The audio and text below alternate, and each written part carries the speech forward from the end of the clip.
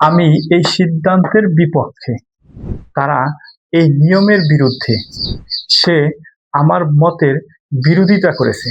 দেখেন, এই সকল বাক্য কিন্তু আমরা আমাদের রিয়েল কনভারসেশনে বাংলায় খুব সহজ এবং সুন্দরভাবে বলতে পারি। বাট যখনই আমরা ইংরেজিতে কনভারসেশন করতে চাই এই সকল বাক্য, তখন আমরা নিজেকে এমনভাবে প্রেজেন্ট করি, এই সকল বাক্য বলতে পারা মনে হয় অনেক কঠিন।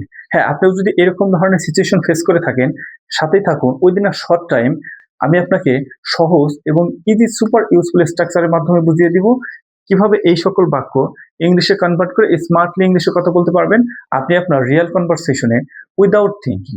তো চলুন তাহলে প্রথমে আমরা আগে স্ট্রাকচার এবং সিচুয়েশনটা ভালোভাবে বুঝে নিই। এই হচ্ছে আজকের ভিডিওর সুপার ইউজফুল স্ট্রাকচার। চলুন আমরা স্ট্রাকচারটা খুব সহজভাবে বুঝে নিই। দেখেন, সাবজেক্ট প্লাস বিভি। বিভি অর্থ হচ্ছে কি? Be verb. আপনারা জানেন বি ভার্ব কয়টি? বি ভার্ব সাধারণত 8টি। Am, is, are, was, were, be, been, being, এই 8টি হচ্ছে বি ভার্ব। তারপর হচ্ছে এগেইনস্ট প্লাস এনপিভি।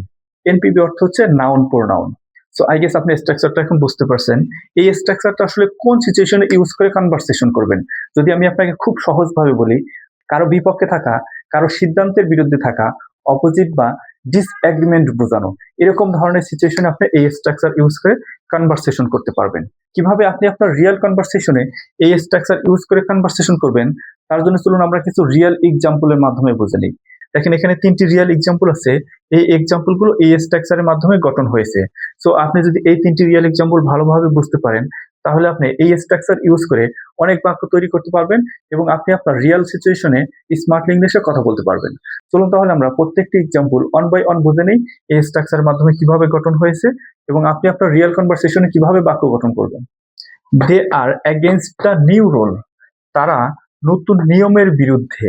কি বলছে একটু মনোযোগ সহকারে বুঝে দেখেন। দে আর এগেইনস্ট দ্য নিউ রুল। তারা নতুন নিয়মের বিরুদ্ধে। আমাদের আজকে ভিডিও সিচুয়েশনটা কি?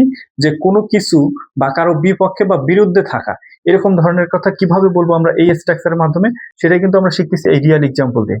আই থিঙ্ক আপনি প্রথম রিয়েল এক্সাম্পলটা বুঝতে পারছেন এই স্ট্রাকচার অনুযায়ী কিভাবে গঠন হয়েছে সিচুয়েশন অনুযায়ী। চলুন আমরা সেকেন্ড এক্সাম্পলের মাধ্যমে বুঝে নিই। দেখেন, হি ইজ এগেইনস্ট ভায়োলেন্স। সে সহিংসতার বিপক্ষে। দেখেন, কোনো কিছুর বিপক্ষে কিভাবে কনভারসেশন করবেন, আই থিঙ্ক আপনি কিন্তু এই রিয়েল এক্সাম্পলের মাধ্যমে বুঝতেছেন। চলুন আমরা আরেকটু ক্লিয়ার ভাবে বুঝে নিই থার্ড এক্সাম্পলের মাধ্যমে। দেখেন, উই আর এগেইনস্ট ইনজাস্টিস। আমরা অন্যায়ের বিরুদ্ধে। আই গেস আপনি বুঝতে পারছেন কোনো কিছু বা কারো বিরুদ্ধে এরকম ধরনের সিচুয়েশন আপনি কিভাবে কনভারসেশন করবেন এই স্ট্রাকচারের মাধ্যমে। সো আপনি যদি এই স্ট্রাকচার ক্লাসটা ভালোভাবে বুঝে থাকেন, তাহলে এখন আপনার কাজ হচ্ছে আরো কিছু আপনার রিয়েল কনভারসেশন থেকে বাক্য তৈরি করে এই স্ট্রাকচারের মাধ্যমে ইংলিশে কনভার্ট করে প্র্যাকটিস করা। সো আজকে ভিডিও তাহলে এই পর্যন্তই। দেখা হবে পরবর্তী কোনো ভিডিওতে আরো কিছু গুরুত্বপূর্ণ স্ট্রাকচার নিয়ে। Till then, keep practising and stay